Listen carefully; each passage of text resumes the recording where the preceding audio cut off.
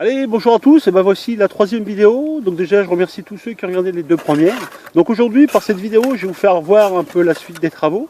Donc là, avec mon pote Miguel, qui est en micro-entreprise, en multiservice sur la ville de Rue, qui en même temps, si vous avez besoin de lui, fait de la peinture, du placo, du carrelage, enfin un peu tout, qui intervient dans un rayon de 30 bornes autour de Rue. C'est un mec sérieux qui bosse bien, je vais vous le faire voir.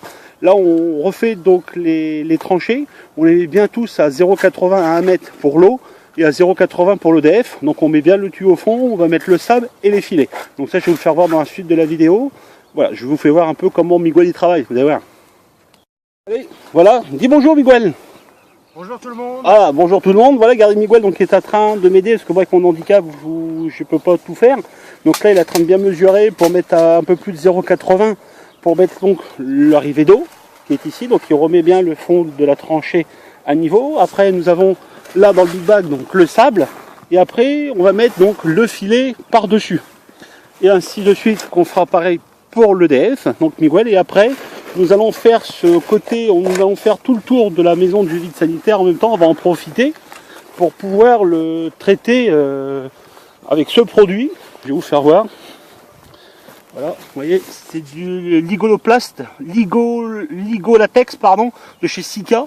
Donc c'est un produit qu'on met sous ici sous le vide sanitaire, tout en bas, qu'on met ça sur 2 couches, on l'étale à la taloche, je vais faire voir aussi dans les vidéos, pour rendre le parpaing donc étanche à l'eau. Une fois qu'on va réemblayer toute cette terre là devant, ça va permettre de protéger donc notre vide sanitaire des remontées capillaires de l'eau. Je vous ferai voir ça dans la suite de la vidéo. Donc vous voyez là, pour faire suite donc à la vidéo, donc Miguel a mis dans le fond déjà donc du sable pour éviter d'avoir de silex ou de la terre, donc pour vraiment faire un fond de sol bien net à 0,80.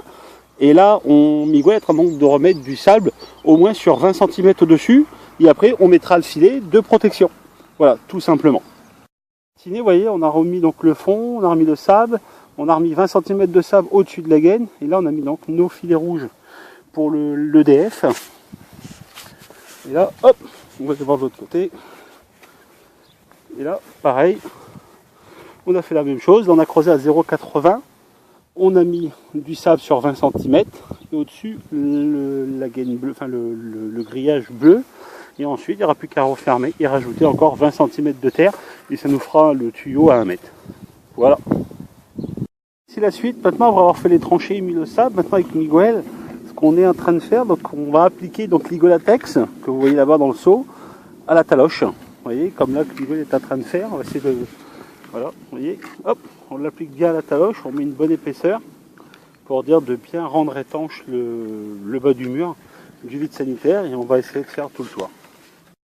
Donc vous voyez, pour faire voir un petit peu, donc là après l'avoir étalé à la taloche, je ne sais pas si on voit bien. Vous voyez, regardez, voilà ce qu'on a déjà fait. Le résultat est vraiment nickel, ça vous protège votre mur. Donc là il fait beau, on va dire dans la Picardie, mais il fait toujours beau dans Chenard, surtout en baie de Somme. Donc là la température est parfaite, pas trop d'humidité, un beau petit soleil. Donc là le goudron il va avoir le temps de sécher sur les 2-3 jours, ils n'ont pas prévu de pluie, c'est un temps idéal pour le poser. Et je vous ferai voir après la fin du vide sanitaire. Donc vous voyez, je vous fais voir un petit peu, donc il est en train de l'étaler comme là à la taloche. Vous voyez, hop. Ça fait comme si on faisait un mur en béton par-dessus, et le goudron en lui-même donc vient faire une couche de 3 à 5 mm d'épaisseur. Parce que vous voyez, hop, il le met à la taloche. Voilà. Et il ratisse bien comme on dit dans le fond. Voilà. Et souris parce que tu es filmé. Hein. Je te vois. Voilà. Voici la dernière vidéo donc, de ce film. Vous voyez donc le seau d'igolatex de chez Sika de 25 kg n'a pas suffi. J'ai dû en racheter encore un. Bon, je le savais, pour dire de vraiment tout finir, parce qu'on a appliqué le produit bitumeux à la taloche et non au rouleau. Parce que comme vous pouvez voir, je ne sais pas si on va essayer de le voir un petit peu. Vous voyez, on l'a mis à la taloche et ça fait à peu près un film de 2-3 000 d'épaisseur déjà. Donc là on va le laisser sécher jusqu'à lundi, et Miguel va revenir et va remettre une simple couche très très légère pour dire vraiment de bien finir et d'avoir une isolation parfaite à l'humidité. Parce qu'après mardi Pascal y vient, et Pascal c'est mon ami agriculteur qui va donc réemblayer sur 20 cm tout autour de la maison. Vous voyez, on va reboucher les trous du vide sanitaire pour dire de faire un terrain déjà propre sur tout le devant et faire l'accès chantier. Donc encore merci pour ceux qui ont regardé cette vidéo, j'espère qu'elle vous aura plu comme les deux autres. Surtout n'hésitez pas à vous abonner et comme je vous ai dit dans l'autre vidéo, de cliquer sur la petite cloche pour voir les modifications et la suivi du travaux de chantier, parce que là on n'est qu'à la phase donc 3. Donc sur ce, je vous remercie et puis je vous dis à bientôt chez Lulo les Castors.